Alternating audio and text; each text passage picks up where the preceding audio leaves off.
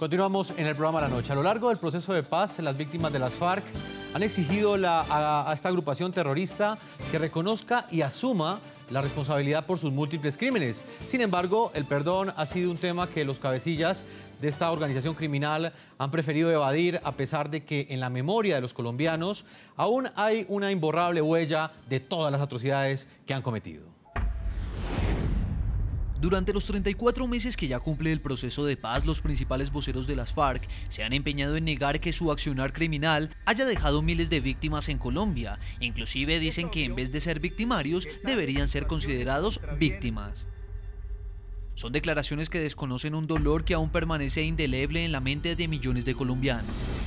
Tomas guerrilleras que arrasaron. Era 2 de mayo del año 2002 en el municipio de Bojayá, en el departamento del Chocó. En el piso yacían los cuerpos de 119 personas sin vida. No pertenecían a la guerrilla, tampoco a los paramilitares. No luchaban por algún ideal político ni hacían parte de la ilegalidad. Eran humildes campesinos quienes, en un intento por proteger sus vidas de una guerra ajena, fueron los protagonistas de una de las tragedias que más recuerda Colombia. Todo ocurrió en medio de un enfrentamiento. Un cilindro bomba lanzado por terroristas de las FARC atravesó el techo de la iglesia del municipio, donde se refugiaban cerca de 200 personas, incluidos niños, mujeres y ancianos. La estela de muerte y destrucción fue evidente. La toma de Mitú en el departamento de Vaupés el 1 de noviembre de 1998 fue otra de las tantas atrocidades perpetradas por las FARC. 1.500 miembros de las FARC lanzaron un ataque armado contra 120 policías. 51 personas murieron, entre ellos 40 uniformados y 11 civiles, al tiempo que 61 miembros de la fuerza pública fueron secuestrados. Algunos pasaron más de una década en cautiverio. Secuestro y masacre de diputados. Otra de las tantas acciones de las FARC que han enlutado a Colombia ocurrió en junio del año 2007. 11 de un grupo de 12 diputados del departamento del Valle del Cauca, suroccidente del país, fueron asesinados en cautiverio. Los políticos habían sido secuestrados en la ciudad de Cali el 11 de abril del año 2002. Fueron sacados del edificio de la Asamblea por un comando criminal de las FARC. Una operación criminal milimétricamente preparada y con un trágico desenlace 5 años y 2 meses después. Bomba en el Nogal. El 7 de febrero del año 2003, nuevamente la población civil sufrió los rigores del terrorismo de las FARC. Un carro bomba cargado con más de 200 kilogramos de explosivos C4 y amonio acabaron con la vida de 36 personas en el exclusivo Club El Nogal de Bogotá, capital colombiana. El ataque dejó al menos 200 personas heridas. Estas imágenes solo hacen parte del extenso dossier de brutales crímenes de las FARC, que incluyen tácticas como el uso de personas como emisarios de explosivos, reclutamiento de menores, la siembra de minas antipersonal, que solo entre 1990 y septiembre del presente año han dejado 11.200 víctimas. En Bogotá, Colombia, estamos con Paloma Valencia, senadora colombiana por el Partido Centro Democrático.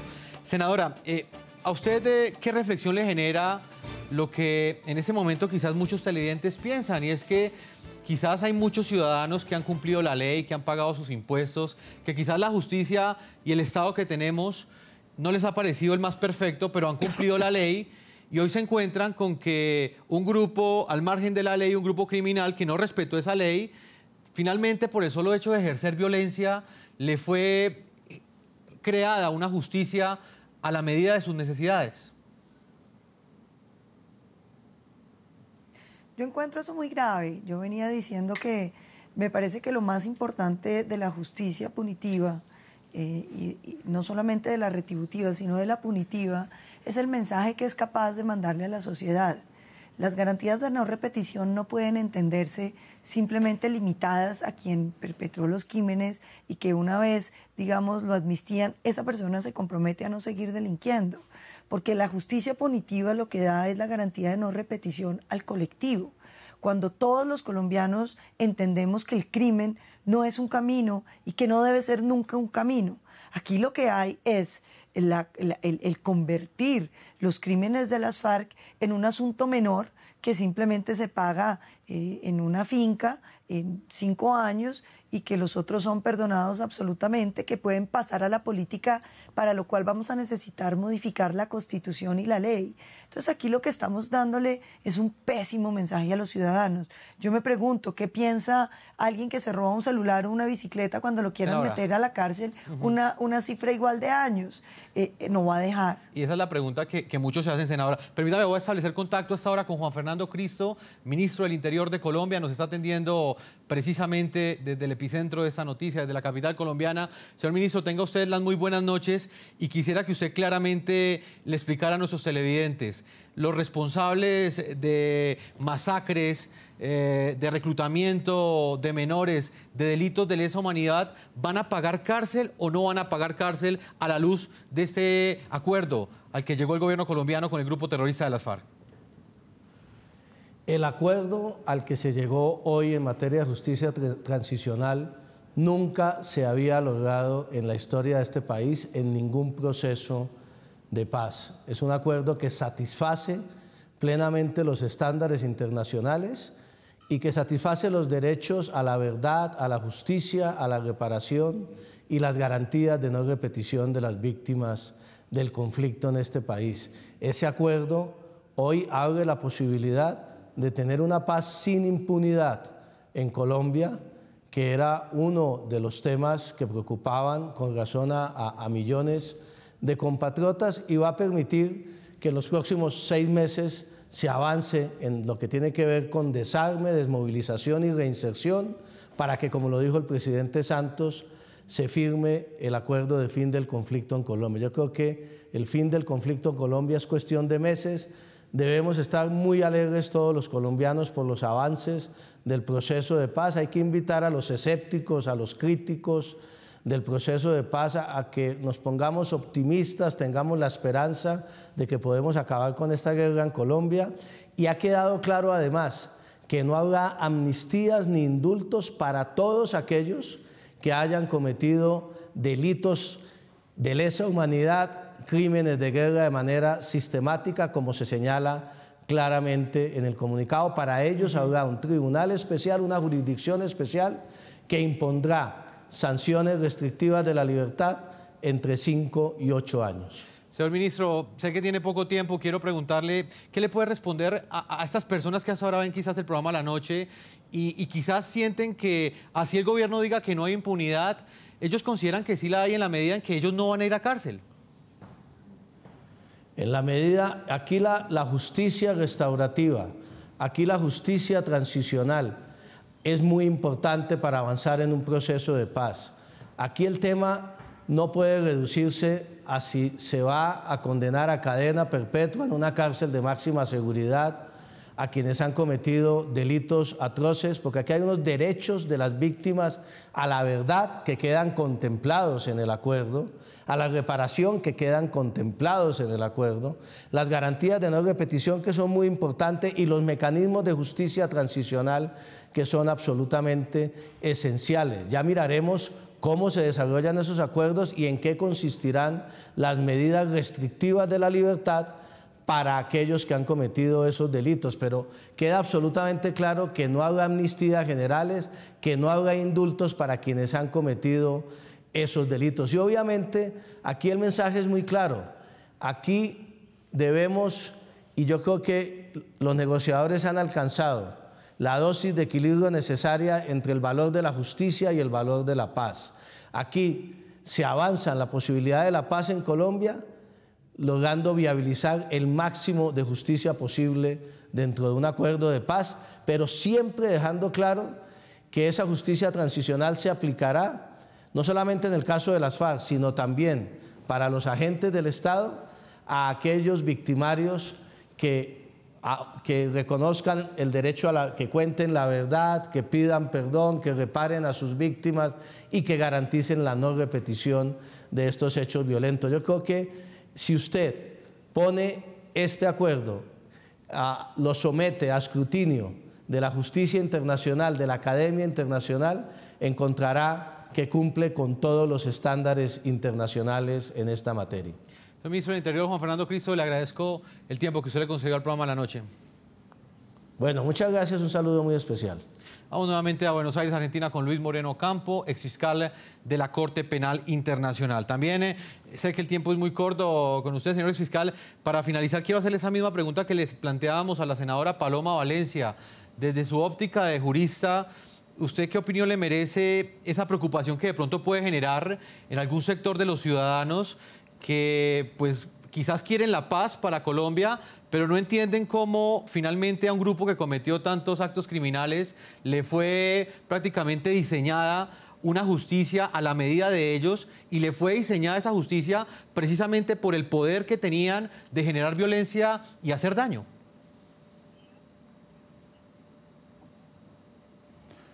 Bueno, a mí me parece muy importante que la senadora represente la visión de aquellos colombianos que no están de acuerdo. Y muchas víctimas de las FARC pueden no estar de acuerdo y mucha gente quería más. Por eso debe haber un acuerdo entre los colombianos. Al mismo tiempo, me parece que es importante el punto de que es cierto que normalmente este acuerdo es muy importante. El único ejemplo parecido es lo que hizo la misma Colombia con los paramilitares. No hay otro ejemplo parecido de desmovilizar miles de soldados o miles de combatientes con una ley que propone castigo. Eso es único. Eso solamente lo hizo Colombia, primero con los paramilitares y ahora lo hace de nuevo. Y me parece que eso es muy valioso porque el punto acá es, claro, por supuesto que uno me gustaría que las condenas ya dictadas se cumplan como se dictaron. Al mismo tiempo, ¿cuántas vidas vamos a perder si no se desmoviliza la FARC? ¿Cuánta gente va a morir? ¿Cuánta gente va a ser secuestrada? ¿Cuántos niños van a perder sus padres? ¿Cuántos niños van a ser secuestrados y tomados por la FARC? ¿Cuánto le va a costar a Colombia hacer eso? Entonces, eso es lo que se está ganando. Es un acuerdo excepcional para terminar con un conflicto de décadas, que es increíble, porque Colombia es un país tan sofisticado que no se puede creer que tenga esta violencia masiva permanente. Es tiempo de pararla. Entonces, justamente, entiendo que es un tema muy complejo, las víctimas pueden sentir que quieren más, y mucha gente va a decir, bueno, pero no seamos más víctimas, terminemos con esto. Y se ha hecho una solución que no tiene mucho parangón, excepto la misma Colombia de hace pocos años. Entonces yo le diría, a nivel internacional, los colombianos de nuevo están haciendo algo muy original, muy relevante, y que si están de acuerdo todos, va a ser un ejemplo para el mundo. Porque están haciendo una cosa donde, además de que haya justicia, el componente de la verdad es fundamental. Yo creo que es muy importante que la FARC, y ese es el próximo desafío, cómo las FARC van a reconocer lo que han hecho, qué van a decir, cómo van a encontrarse con sus víctimas, cómo las FARC van a reparar a las víctimas de lo que ha ocurrido, o intentar repararlos, cómo las FARC van a intentar compensar, cómo las FARC van a desmovilizarse y garantizar que no van a cometer crímenes. Eso es un desafío por delante. Por otro lado, si realmente las FARC se desmovilizan, usted imagínese los recursos que se liberan. El fiscal no tiene que seguir investigando a la FARC. Puede cerrar los casos y puede dedicarse a las BACRIM, puede dedicarse a las nuevas formas de violencia masiva que Colombia todavía sufre. Y las fuerzas del Estado, en lugar de tener que dedicarse a estos 7.000 hombres de la FARC, pueden dedicarse a los nuevos desafíos de Colombia. Así que me parece que este es un punto clave, que si los colombianos se ponen de acuerdo, puede generar un cambio muy importante para Colombia en el futuro y que el mundo va a admirar. Entonces, fiscal Luis Le agradezco Moreno, mucho esta intervención. No, fiscal, a usted le agradezco que nos haya acompañado, siempre la deferencia que tiene con NTN 24 y por supuesto sus conceptos, porque como lo dije al comienzo, usted fue fiscal de la Corte Penal Internacional y de alguna manera tiene un conocimiento más preciso de lo que puede suceder de aquí en adelante. Doctor Moreno Campo, muchas gracias por habernos acompañado. Mire, personal, a usted. Voy a ir con Juan Daniel Jaramillo, antes de ir a comerciales, abogado internacionalista que también ha conocido de cerca este proceso. Doctor Jaramillo, en lo que tiene que ver con el sistema judicial, el Estado de Derecho colombiano, ¿qué impacto genera este acuerdo en el sistema jurídico actual, en las leyes actuales que en este momento regulan la convivencia entre los ciudadanos en Colombia? Hace pocos días, el fiscal general de la Nación había dicho que la mayoría de estos acuerdos que se den en La Habana, Cuba, tenían impacto en el ordenamiento jurídico. ¿Hasta dónde es ese impacto, doctor Jaramillo? Pues va a tener es muy importante tener en cuenta lo siguiente. Lo que se leyó hoy en La Habana es apenas una síntesis muy apretada de un paquete legal que va a empezar a desarrollarse a partir de este momento. Entonces, tiene que haber toda una adaptación, va a haber leyes estatutarias, va a haber leyes ordinarias, entonces apenas estamos empezando un proceso. Yo he solido ser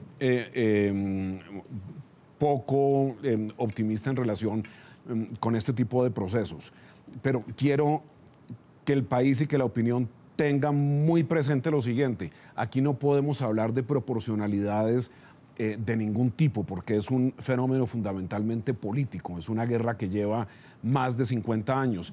Hay unas cifras que debemos tener en cuenta. Después de la Segunda Guerra Mundial hubo un tribunal, el de Nuremberg. Este tribunal únicamente sentenció 55 personas después de 60 millones de víctimas, de 60 millones de personas muertas. Stalin al final de la guerra pedía un mínimo de 100.000 ejecuciones y Churchill le respondió que de ninguna manera, que con ese tipo de justicia retributiva no era imposible alcanzar la paz. Y Churchill fue precisamente el gestor de la Carta de Londres que dio origen posteriormente al Tribunal de Nuremberg. Si vamos a tiempos más recientes, el Tribunal Internacional para la antigua Yugoslavia y para Ruanda, para los cuales tuve el privilegio yo de trabajar, ¿cuántas personas sentenció? El de Ruanda únicamente 75 personas. 55 personas, el de Yugoslavia 75 personas. De manera que después de haber muerto 2 millones en Ruanda y de haber muerto 150.000 en la antigua Yugoslavia, esto nos da una noticia muy clara de que no puede haber esquemas de proporcionalidad. Se trata de un fenómeno político que todos los colombianos tenemos que entender, porque de manera distinta no será posible nunca la paz. Senadora Paloma Valencia, ¿cuál es su opinión? ¿No pueden haber esos esquemas de proporcionalidad? Yo creo que aquí el tema de la proporcionalidad no es cuántos van a ir a la cárcel, con que vayan las cabecillas y las verdaderas cabecillas, pero mire que aquí la trampa se hizo de otra manera. Es que aquí se van a enjuiciar a todos los colombianos. Y mi distancia fundamental es que yo no veo en las FARC un ejército político, porque ningún colombiano le ha ido bien con las FARC. Ellos no representan sectores de la población colombiana. Todo lo contrario, son un grupo narcoterrorista, el primer cartel de cocaína del mundo, el grupo que más niños ha reclutado en el mundo, el grupo que más secuestros ha realizado en el mundo. Entonces, yo creo que es muy distinto hablar de unas naciones y hablar de un fenómeno narcoterrorista como el de las FARC. Y aquí están poniendo en pie de igualdad a toda la sociedad, porque como lo decían en ese comunicado, no solamente van a ir las FARC, van a ir todos los estamentos que hubieran tenido que ver en lo que ellos llaman el conflicto. Entonces ellos pretenden igualar el narcoterrorismo con la ciudadanía colombiana, el narcoterrorismo con las Fuerzas Armadas de Colombia, que han sido las Fuerzas Armadas de una democracia, que no se pueden comparar con un ejército dedicado al narcotráfico y al secuestro, al reclutamiento de niños. Yo creo que aquí hay unas fallas protuberantes en la manera de interpretar este proceso y no es que yo no esté de acuerdo con la paz. Yo lo que creo es que esto nos aleja de la paz. Destruir las instituciones, romper el respeto por la ley, debilitar el Estado de Derecho genera muchas más violencias. Señora Paloma Valencia, vamos a hacer una segunda pausa comerciales. También estamos con Juan Daniel Jaramillo, un jurista reconocido a nivel internacional que ha seguido de cerca y también ha asesorado a varios de los abogados que hoy tuvieron como objetivo sacar adelante ese acuerdo que reveló el presidente Juan Manuel Santos y el máximo cabecilla del grupo terrorista de las FARC, alias Timochenko. Vamos a una pausa y ya regresamos a la parte final de este programa de la noche.